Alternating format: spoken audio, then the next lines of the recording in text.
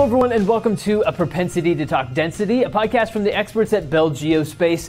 I'm your host Tyler Kern. Thanks so much for joining me today. Now, as the global population continues to rise, so too does the demand on Earth's resources. So joining me for this roundtable discussion today to cover the ways that companies can more effectively explore for resources, we have a panel of three experts. First, we have Jim White, Executive Director for Society of Exploration Geoscientists. Jim, welcome to the show. Thanks for joining me. Thank you, Tyler. Appreciate being here. We're also joined today by Sean Walker. He's the Senior Geophysicist of Campbell and Walker Geophysics Limited. Sean, welcome to the show. Thanks for joining me. Thanks, Tyler. Glad to be here. Absolutely. And last but certainly not least is Ellie Shaw. She is the Senior Mine Geologist at Anglo. Ellie, welcome to the program. Thanks for joining us. Hey, thanks very much. Excellent. Well, Ellie, let's kick things off with you. And just to get us started, can you tell us a little bit more about your Woodsmith mine project, what that is and what the goals of it are and what it can teach us as far as geophysics is concerned? So I work for the Woodsmith project. We're just building the mine at the moment. And what we're going to be doing is we are going to be mining a mineral, an evaporite mineral called polyhalite. And what that is, it's a fertilizer. So it's got potassium, magnesium, calcium, and sulfur in it. And if anyone who's sort of growing plants in their spare time might know, they are 4 of the 6 macronutrients that you require for plants to grow. So as far as fertilizers go, that makes polyhalite a really good product.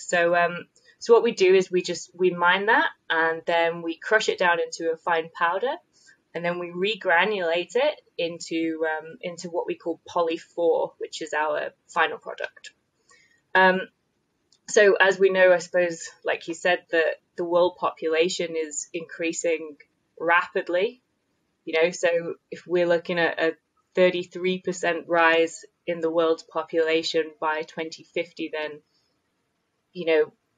fertilizer with the decrease in sort of arable land available is one of the best things we can do to help get the most out of the area that we have available.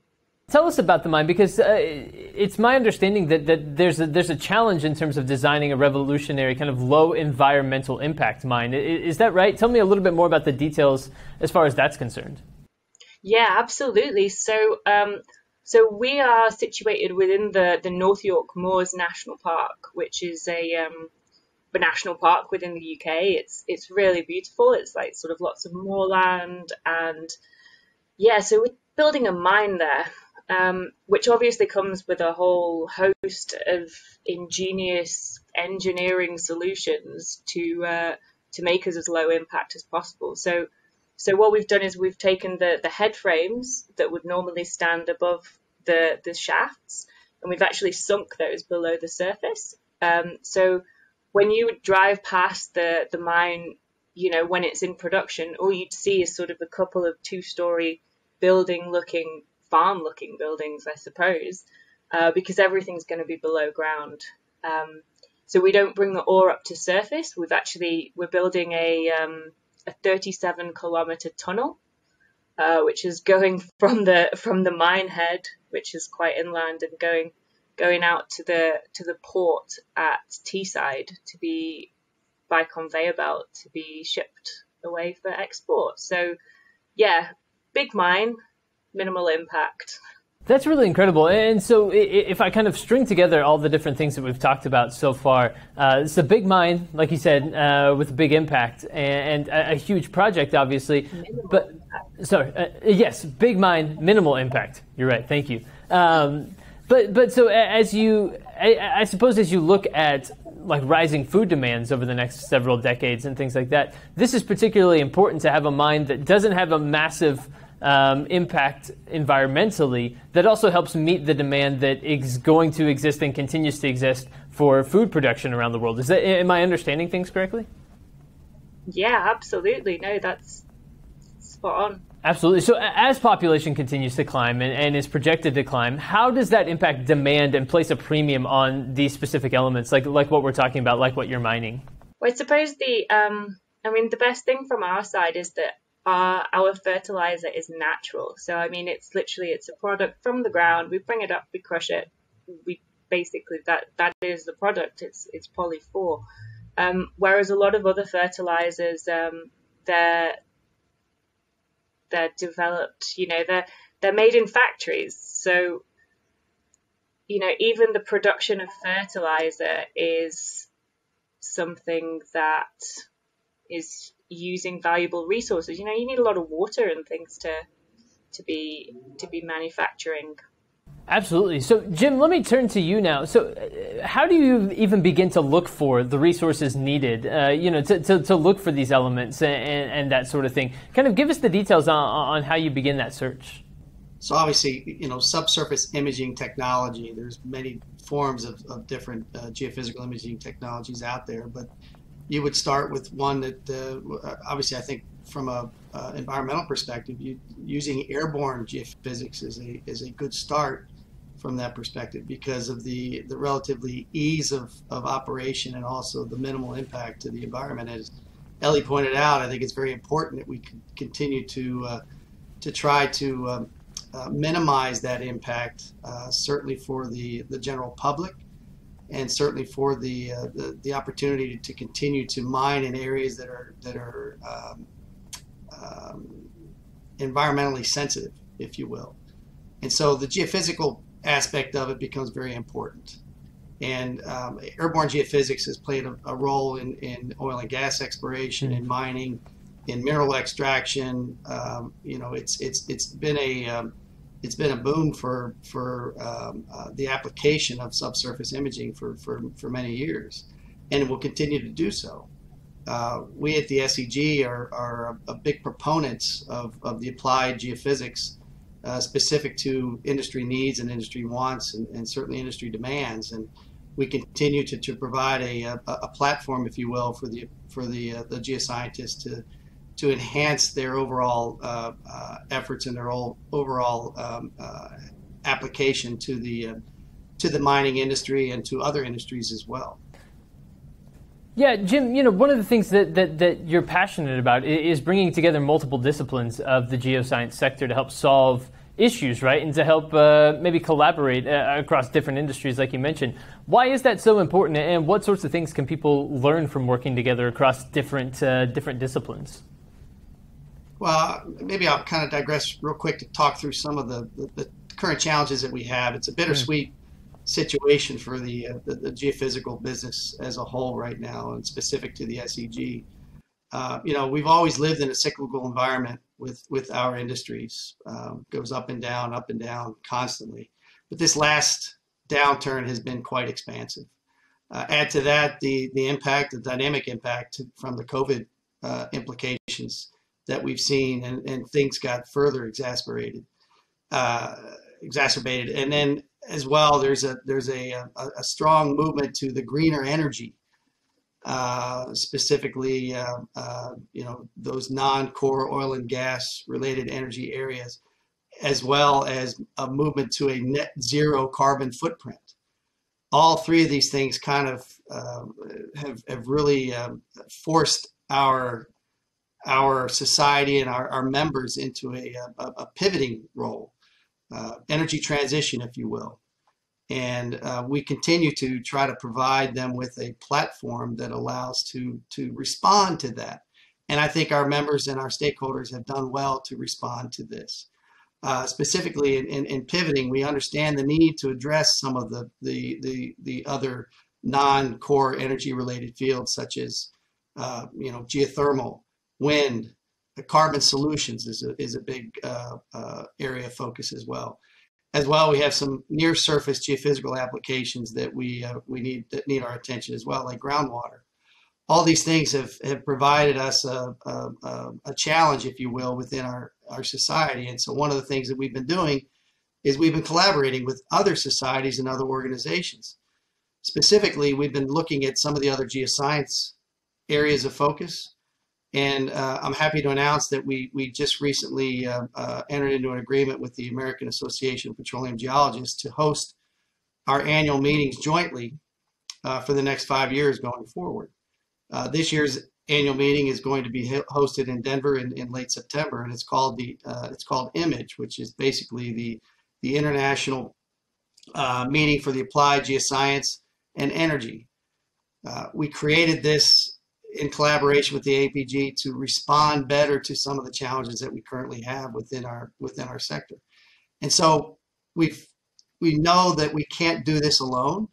We know that it's not just a geophysical problem. Heck, it's not even just a geological problem. But more importantly, it's a scientific problem. And we want to continue to reach out to those organizations that can help us define a better path and certainly help us to a better solution for our stakeholders, our members, and certainly anybody in the industry as well. Very good stuff. Very good stuff. Thank you, Jim. So, Sean, as you look at the different options available for collecting data for mining geophysics, how do you determine what works best for a given scenario or project? Just as you heard Jim mention, airborne data collection, things along those lines. Talk me through the different options that are available and how you determine what works best.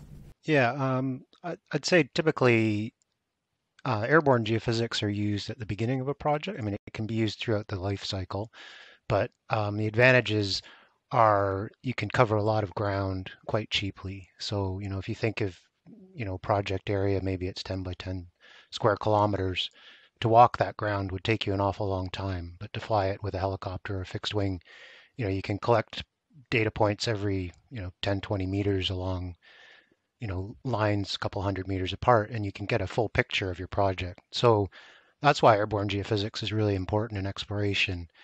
And in terms of the different types of geophysics that are available, it really depends a lot on, what you're trying to map geology. And so by the way as geophysicist maps geology is by mapping contrasts of physical properties. And so the three main physical properties you'd be looking at would be magnetics, so it'd be more or less magnetite, so magnetic rocks, density, so more or less dense rocks, and electrical conductivity. So you could think of things like massive sulfides or metallic metal deposits.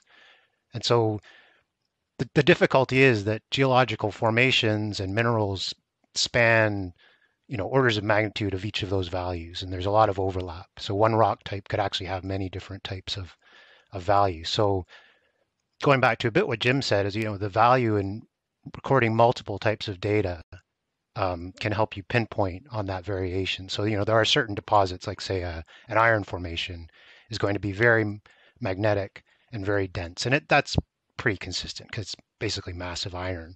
But if you get into things like a porphyry copper deposit with, copper is very important these days for batteries and wind farms, they can be much more complex. You have different alteration regions, which could give different magnetic signatures. You could be at a different erosional level. So this deposit was formed, millions of years ago. And then as the earth erodes, it could be buried, it could be kind of half eroded off. So you'll get different signatures. So that's kind of a key point of, a lot of people they'll ask me as a consultant and say, okay, well, what works best? And it really depends. And you need to work together with geologists who know about the rocks in the area, and the more information you can bring together to build a picture, you're gonna be more successful. Particularly because as we get further into more deeper deposits, a lot of people say all the easy deposits have been found already, which may or may not be true, but they're definitely, we're looking deeper and deeper,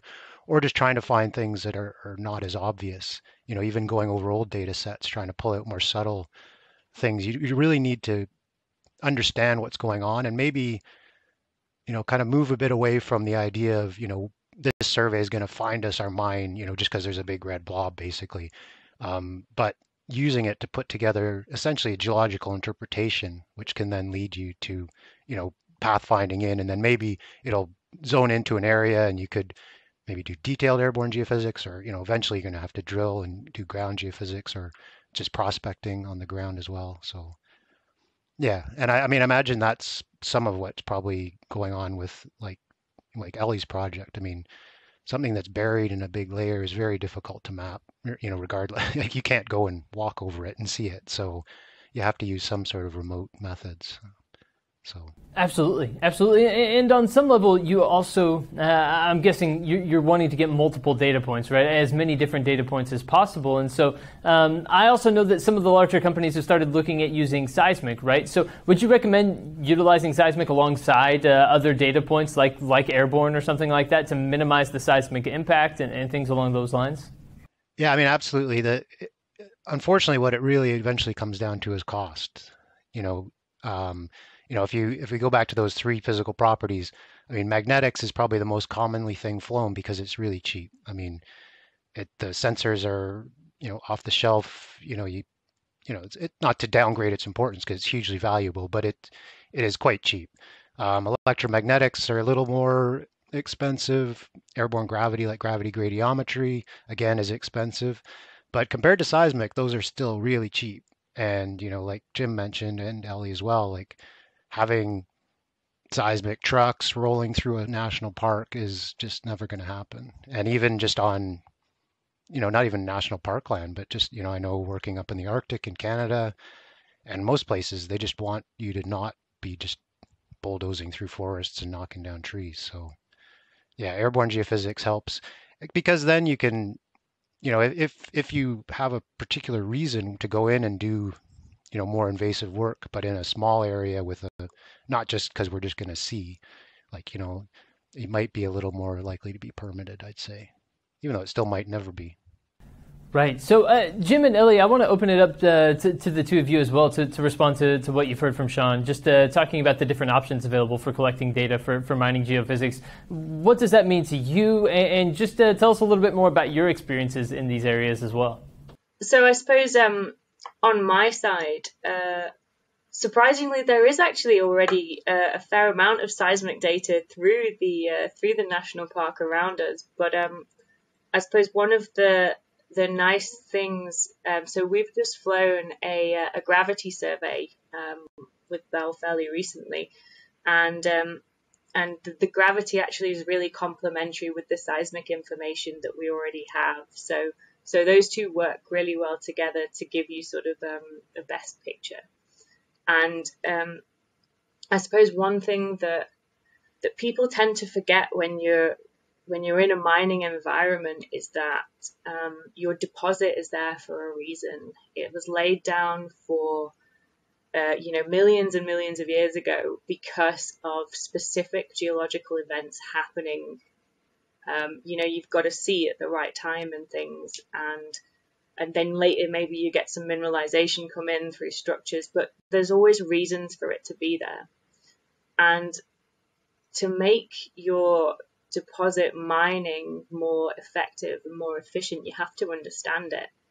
And I think that's one of the things where, sometimes you can get really fixated on a small area in the mine that you're in, but really you still need to keep the big picture in mind. And I think that's one of the places where, particularly at airborne geophysics, really helps, because you can generate that big picture and see how it all relates back to the small scale things that are happening sort of within your deposit itself.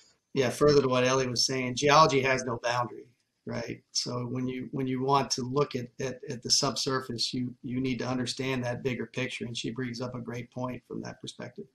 Going back to what Sean was saying about the challenges within the geophysical subsurface imaging spectrum, data integration is key, right? Getting as much data, multiple data layers as possible is going to help you define what you're looking for in the subsurface.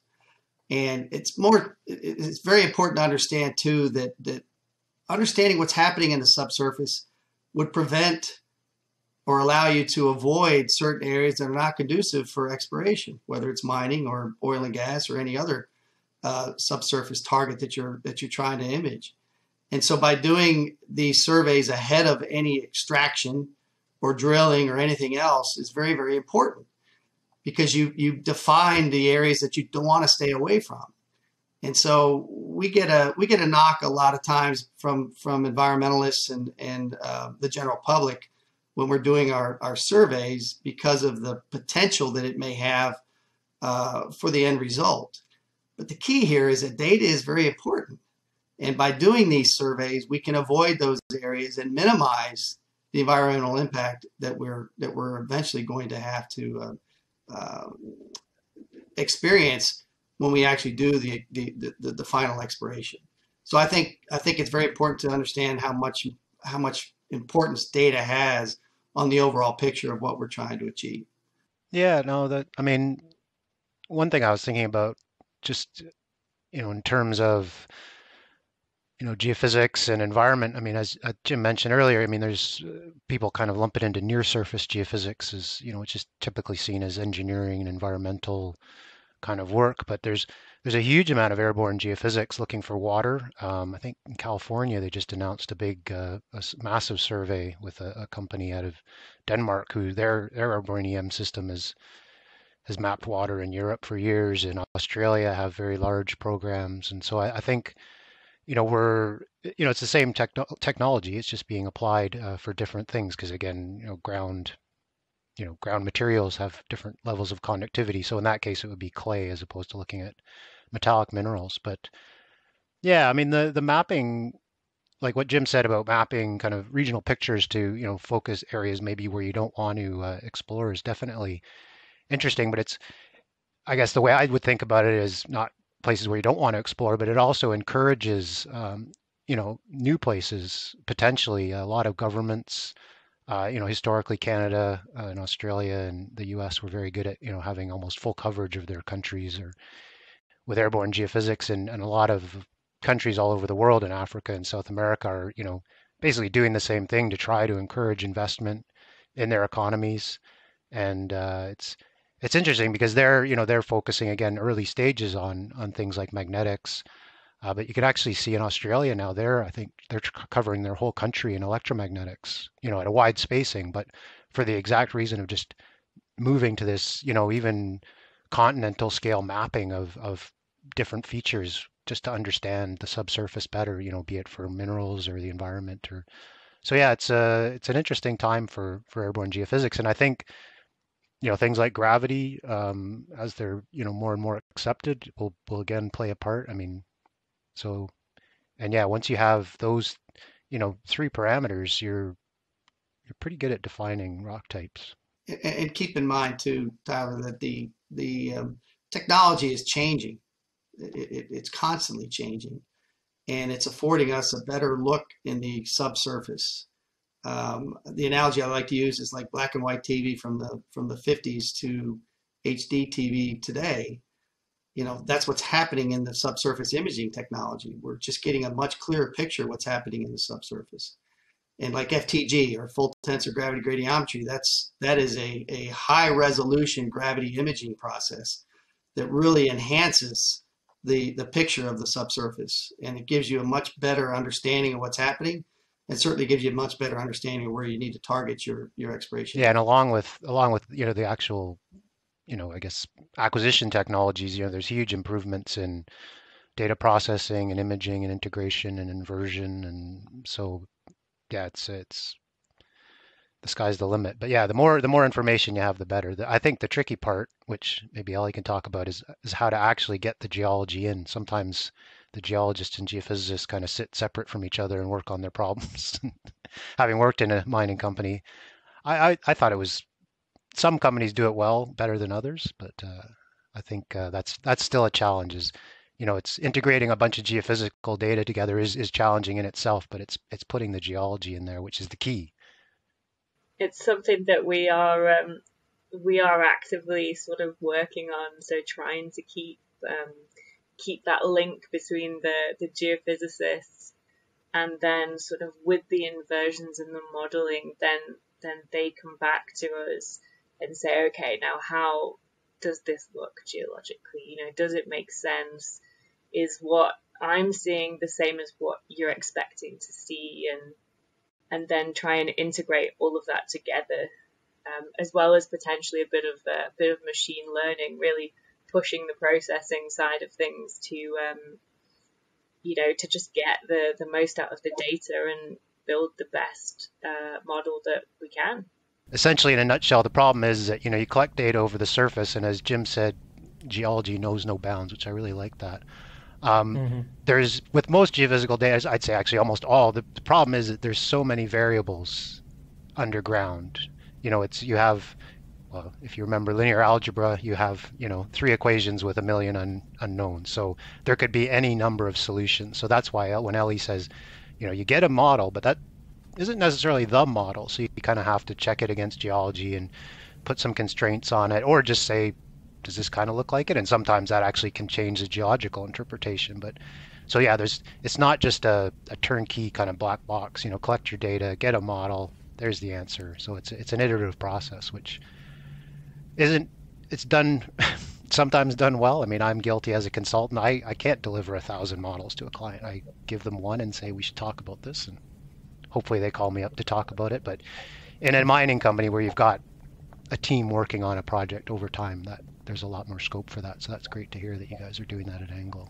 And going back to what Ellie and Sean just mentioned, is that bringing geology and geophysics together is exactly what we were trying to achieve with our annual meeting, right? We're trying to enhance the applied geoscience together.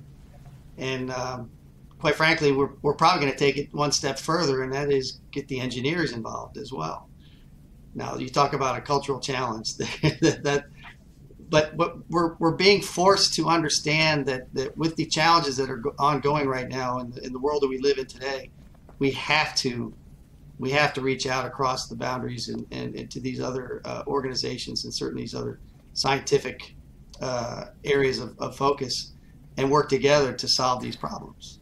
So, Ellie, what was the community response to Anglo American's project? Can you give us a little background on that? Because I know that you're in a national park, like you mentioned earlier, which I think a lot of people will find really interesting. So what was the community response?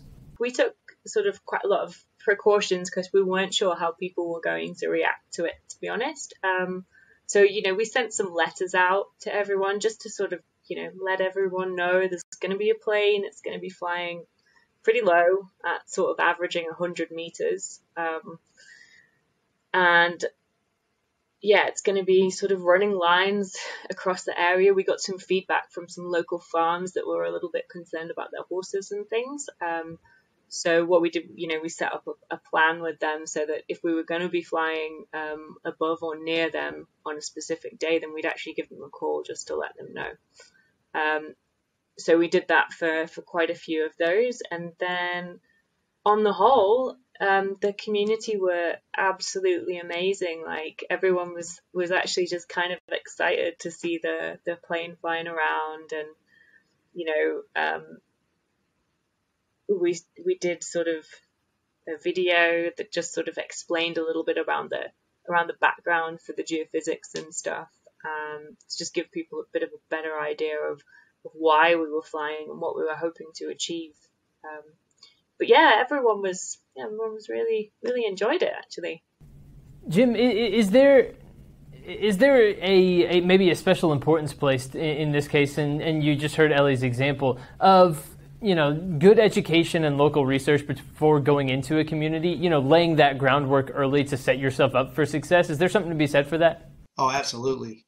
I mean, in any geophysical prospecting, whether it's airborne or land or marine, there's a permitting process that goes forward, and a lot of it is trying to make sure everybody's aware of how the operations will impact the environment, impact the as far as offshore surveys, the marine mammal impacts. There's a lot of effort that goes into the pre-planning of any geophysical survey. And keeping the lines of communication open with those that are going to be affected or impacted by the survey is very, very important. Again, I go back to the earlier comment that I made, the importance of data and the importance of imaging in the subsurface, how critical that is to minimizing the overall impact that we have. We can't not go do surveys because of what might what might be the resulting end product of an exploration process. We have to go forward with that, and data is key, as I mentioned. Data is very important, and to get that data, we have to go out and do these surveys. I think Ellie brings up a great point. They must have done a wonderful job of getting at the forefront of the survey by notifying the ranchers and the landowners that here's what's going to happen. And a lot of times when you do that, they're more accepting with what's going to happen. It's when they don't get notified, they don't understand what's happening, that becomes a big issue.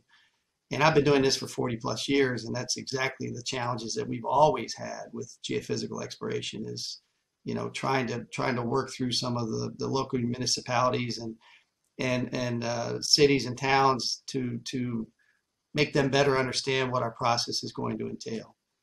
And it doesn't always work out well, I'll be honest. But as with anything else, how you handle your problems, you should be judged by that and not by the problems alone. Sean, any knowledge from your experiences you want to share on the topic as well? Yeah, well, I just kind of echo what Jim said, and which I think is what Ellie and Anglo did really well. Is just people just want to know what's going on. I mean, I think a lot of times you're doing exploration, kind of closer to the middle of nowhere than a big city. So, people notice when there's, a few trucks full of guys, or people show up who haven't been there before, or all the hotel rooms are full for some reason, and what's going on here? And so, you just let people know what's going on, and, hopefully hire some local people to help you out as well. And things should go smoothly as long as you treat everyone nicely. But I guess that's a good way to go about business anyway. So. Absolutely. Well, we started off today talking about the exploding population in the Earth right now, and the need for these resources that the Earth provides. And so that being, a huge driver for our conversation as demand is rising, finding ways to have low environmental impact mines and to mine for these resources in ways that doesn't further exacerbate the climate crisis that we're already experiencing. And so I think we've had a really fascinating discussion. I want to be able to turn it over to the three of you just to give us any final thoughts or conclusions that you have, anything you want to leave our audience with today before we sign off. So Jim, let me kick it to you first, just for any final thoughts, conclusions, anything you want to leave our audience with here today. We're excited within the SEG of the challenge to pivot towards some of these greener energy areas for sure. Keep in mind, oil and gas is not going away.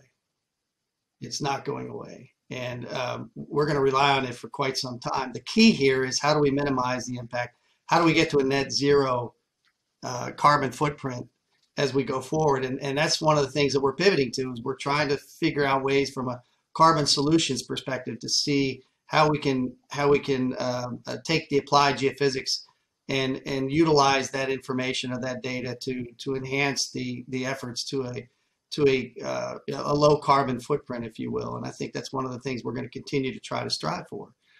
All the geophysical methods are important tools in the toolbox for subsurface imaging. We've talked about the importance of airborne because of the relative ease of acquiring this information and the expanse of the area that you can image in the subsurface. And it's as Sean pointed out, usually it's the first lob, if you will, that we go into in an exploration process is airborne geophysics. But I just want to kind of convey the comment that we are going to, from a society perspective, at least from the Society of Exploration Geoscientists, we're going to continue to provide a platform for those geoscientists to meet the demands and to again enhance their efforts to solve some of these challenges that we have in the environment, and certainly with the challenges that we have with energy as we go forward. So, Ellie, any final thoughts? Any reaction to what you heard from Jim, and any final thoughts from yourself, just on our topic and on our conversation today? I suppose my personal final thoughts would be that there's this really, really poor perception that surrounds the mining industry as a whole, and the mining industry, it's not a bad thing. Everything comes from the ground, basically. If it wasn't grown, it was mined. And I think it's something that people tend to forget, the importance, and particularly as we're moving towards the low carbon, greener future, the amount of mining that we're going to require to get there is really, really large. So, you know, people just need to consider that. And, you know, while they often maybe don't want things nearby to them, at the same time, if things aren't nearby where you can keep a close eye on them and you can make sure things are done correctly and sort of, you know, to British standards in our local area, I can say, you know, they'll be done elsewhere, and then you've got the added sort of emissions for transporting and things like that. So, you know, I think it's just for people to think a little bit more about where everything comes from, and maybe try not to waste things, I guess. Sean, final word? Yeah, no, I think both what Jim and Ellie said, I'd echo. I mean, I was thinking a bit about that. I mean, we haven't even touched on the kind of concept that seems to be going around a lot of critical minerals, which I guess was what Ellie's talking about. So the minerals that are going to be key to the future of, you know, the way we want to live in a lower impact or, you know, more environmentally friendly. So, you know, how do you find those things? And yeah, it's going to be tough to encourage people to, you know, explore in their backyards because, you know, there are some countries are open to mining, but a lot for a long time have preferred to ship it elsewhere. And I think education is going to be key to that. And, you know, hopefully maybe by understanding that, you know, you can fly these surveys, you know, you can use geophysics to look for water, but you can also use it to look for other stuff that's important to living in the future, like copper and wires and things for your electric car. And yeah, so yeah, education, but education's always tough, but that's where things like the SEG come in to have outreach. And yeah, so I think things are looking up, hopefully. Can't get any worse. If I could echo Sean's comments about the SEG and how we're trying to deliver the right message. One of the things that we're doing at this year's annual meeting, the joint annual meeting that we're hosting with APG, is we're going to have plenary sessions, panel sessions.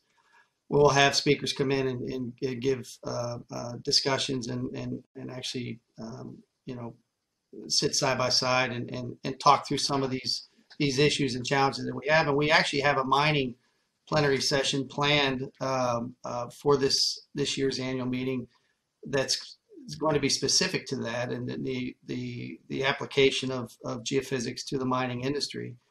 And we're happy to say that actually we're going to have the president and CEO of Bell Geospace sit on one of these sessions to talk through some of the challenges from a services perspective. And I think that's how we get the message out, right? We continually talk about all these things and work through these challenges together to try to figure out the best solution as we go forward. Fantastic stuff. Jim White, Sean Walker, and Ellie Shaw, thank you so much for joining us here for this panel on Propensity to Talk Density, a podcast from the experts at Bell Geospace. Thank you so much once again for joining us here for the show. Thanks. Thank you. Thank you very much. And everyone, thank you for tuning into this live roundtable event brought to you by Bell Geospace. I've been your host today, Tyler Kern. Stay tuned for more from Bell Geospace, more videos, podcast content along these lines. But for this episode today, for my fantastic panel, I've been your host today, Tyler Kern. Thanks for joining us.